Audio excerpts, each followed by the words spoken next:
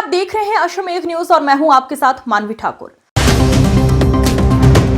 Online ठगी प्रकरण में जोधपुर राजस्थान के आरोपी ने कई खुलासे किए हैं। आरोपी टेलीग्राम ग्रुप के माध्यम से चाइनीज व्यक्ति के संपर्क में आया था। पुलिस के मुताबिक आरोपी ठगी के अमाउंट को बाइनेंस खाते के माध्यम से क्रिप्टो करेंसी में कन्वर्ट कर भेजता था।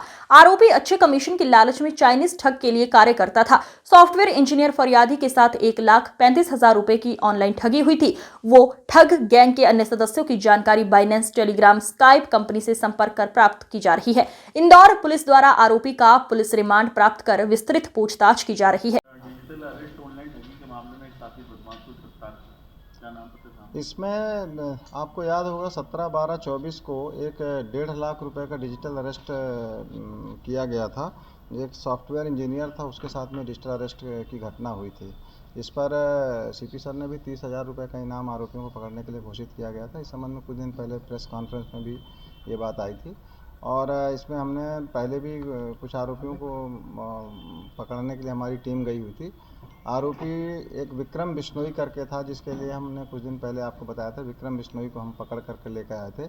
उससे जब पूछताछ की गई तो उसमें कई चौंकाने वाले खुलासे सामने आए हैं। उसमें मुख्य रूप से ये आया है कि ये व्यक्ति खासतौर पे अकाउंट लेने का काम तो करता ही था, पर साथ में ये एक टेलीग्राम ऐप के माध्यम से कुछ चाइनीज़ लड़कों के साथ में भी इसके कनेक्शन सामने आए हैं। और इसमें ख़ास बात ये था कि टेलीग्राम में एक ग्रुप बनाया गया था। इस ग्रुप का नाम ये टेलेक्स करके एक ग्रुप बनाया था इसने टेलीग्राम में, और उस ग्रुप में चार पांच चाइनीज़ लड़के ही जुड़े हुए थे।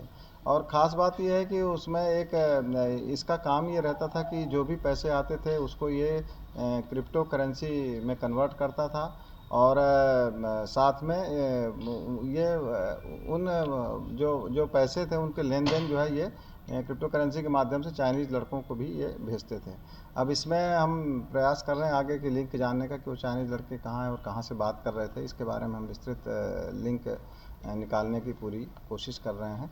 और इसमें ये जो लड़का है विक्रम बिश्नोई, ये MBBS का 3rd ईयर का छात्र है। और ये कोई एक और लड़का है जोधपुर में, उसके संपर्क में आकर के उसने ये सब कार्रवाई की है। तो हम इसके अगले लिंक को जानने की कोशिश कर रहे हैं। IMPS और उसके बाद चाइनीज में लिखा हुआ है, वो टेलीग्राम ग्रुप है। और उसमें जैसा कि सर ने बताया 5 to 7 मेंबर्स है, वो सब चाइनीज है। तो इसने उसको रेंट पर लिया। रेंट पर लेने के बाद फिर उसने पूरा पैसा ट्रांसफ़र किया बाइनेंस ऐप के माध्यम से। बाइनेंस ऐप एक ऐसा प्लेटफॉर्म है जिसमें क्रिप्टो करेंसी की ट्रेडिंग होती है।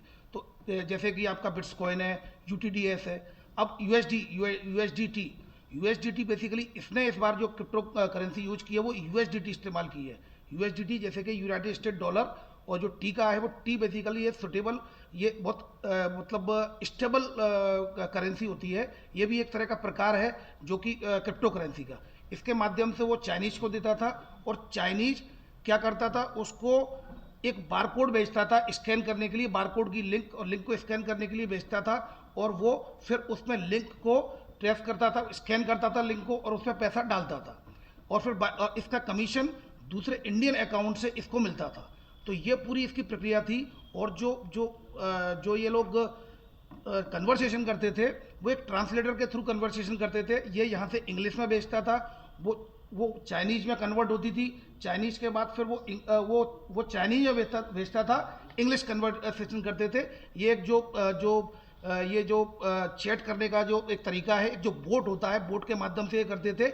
यांडेक्स ट्रांसलेटर है, इसका इस्तेमाल इन लोगों ने किया है। तो इसमें संभावना ये है कि चाइना का भी हो सकता है, ये चाइना में रह के भी ऑपरेट कर रहा हो, या फिर हो सकता है यहाँ भी ऑपरेट कर रहा हो। इसमें DCP सर के मार्गदर्शन में सभी को मेल कर दिए गए हैं। स्काइप वीडियो कॉल के लिए ID के लिए मेल कर दिया गया है, टेलीग्राम के लिए मेल कर दिया गया है। और ये जो बाइनेंस ऐप है, जो उसका